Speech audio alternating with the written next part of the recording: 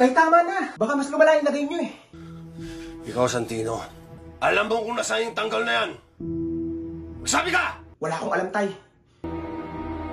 Kung alam ko lang kung nasan siya, ako mismo yung haharap sa kanya para ipagiganti kayo. Ikaw huwag mo pinubola, ha? Alam kong kakampi mo si Tanggol. Gusto mo magsama pa kayo eh. Hindi na ngayon, Tay. Dahil natauhan na ako. At hindi na ako kakampi sa hayop na yon. Alam ko ng totoo, Tay, na hindi ko siya buong kapatid. Na hindi niyo siya anak. At kahit anong pagmamalupit pa yung gawin niyo sa amin, ikaw pa rin yung tatay ko. At walang karapatan si Tanggol na gawin sa inyo yan.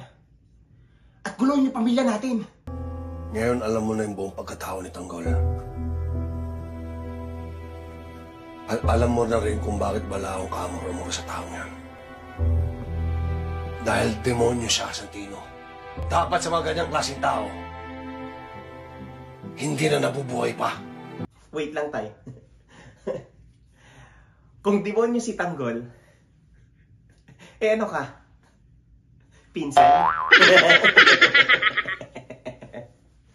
Huwag ka naman masyadong malinis, Tay. Lahat naman tayo dito eh. May katarantadong ginagawa na hindi alam ni nanay. Tamang unang nabukin si Kuya David. Tapos pangalawa, ikaw. Hindi ko lang alam kung kailan ako. Pero si Tanggol, mukhang nakita niya ng tunay niyang tatay. Tiyak ko, yayaman na yun. Baka magtayo na ng lending yun, Tay. Sali tayo.